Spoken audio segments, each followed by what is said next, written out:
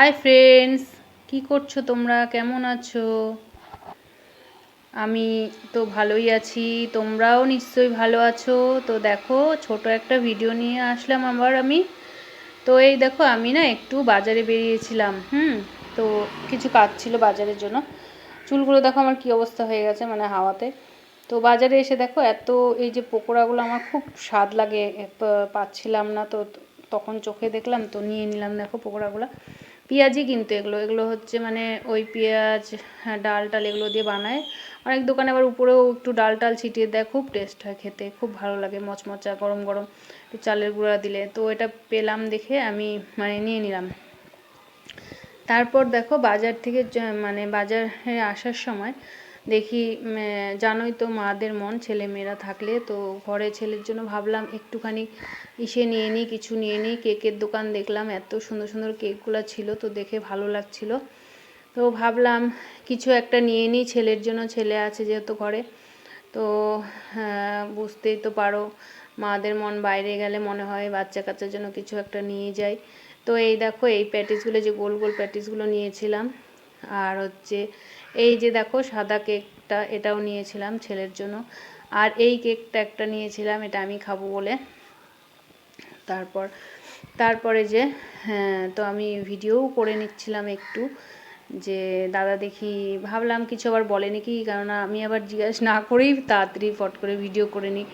তো দেখি কিছু বললো না, আবার উল্টা আমার জিজ্ঞেস করলো চ্যানেলটার নাম কি। তো ভালোই হলো, তো সাবস্ক্রাইব করে দেবে। তারপর দেখো, এই দেখো বাড়িতে এসে এই যে প্যাটিসটা জাস্ট টেস্ট ছিল না, খুব স্বাদ ছিল জানো তো। আর এই যে দেখো, দেখেই কিন্তু লোভ লাগছে এই প্যাটিসটা গরম গরম। আর হচ্ছে এই কেকটা আমি ছেলের জন্য নিয়ে এসেছি। আর ওই কেকটা না আমার ভালো লাগে খেতে, চিনি চিনি লাগে তো। তাও ছেলে আমাকে না মানে আমার উপরে চিল্লাচ্ছে, হ্যাঁ তুমি আমার জন্য সব খালি ভালো ভালো নিয়ে আসো আর নিজে খালি কম দামিগুলো খাও, এরকম বলছে। আমি বলছি না, আমার যেটা খেতে ইচ্ছা হয়েছে আমি সেটা খাচ্ছি।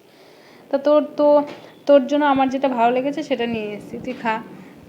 তো দুজনে বসে দেখো না খাচ্ছিলাম পেঁয়াজিগুলো। আর ও শুয়ে শুয়ে আরাম করে খাচ্ছে, পড়া করছিল, অনেক পড়া ছিল তো। পড়তে পড়তে মাঝে মধ্যে হয়রান হয়ে যায়, তো ওই জন্য একটু করে ফোন দেখে, একটু করে খাবে, তারপরে আবার একটু করে পড়বে, এরকম। আর আমি তো এদিকে মানে পকোড়াগুলো এতই স্বাদ যে খেয়ে যাচ্ছিলাম। আর একটু সস নিয়ে নিয়েছিলাম, দেখলেই তো তোমরা। তো বন্ধুরা, ভিডিওটা ভালোবেসে পুরাটা দেখে নিও, ছোটোই ভিডিও দিয়েছি। আর ভিডিওটা দেখার আগে একটা লাইক করে দিও, আর কমেন্ট করে কিন্তু অবশ্যই জানিও কেমন হয়েছে ভিডিওটা। আর নতুন বন্ধুরা সাবস্ক্রাইব করে পাশে থেকো, সাবস্ক্রাইব করে দিও। যারা সাবস্ক্রাইব এখনও করোনি বা করতে ভুলে গেছো তারা সাবস্ক্রাইব করে দিও। সাবস্ক্রাইব করে পাশে একটা বেল আইকন থাকে, বেল আইকনটা প্রেস করে দিবে, তাহলে আমার নতুন ভিডিওগুলো তোমাদের ফোনে চলে যাবে। তো এই দেখো খেয়ে দিয়ে না, তারপরে পাশের বাড়িতে নিমন্ত্রণ করেছিল, ওই ভগবানের পূজা ছিল তো। তো কীর্তন হচ্ছিল, ঠাকুরের নাম গান টান হচ্ছিল, তো ওই জন্য আমি এখানে চলে আসছি এ বাড়িতে। তো না আসলে খারাপ পাবে বলে আসছে যেহেতু। তো এই দেখো ভগবানের পূজা হচ্ছিল, সুন্দর লাগছিল, ভগবানের গান টান হচ্ছিল।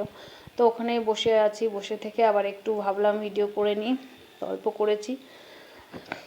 করে টোরে নিয়ে আমি অনেকক্ষণই বসেছিলাম, তো অতক্ষণ তো আর ভিডিও করা যাবে না না।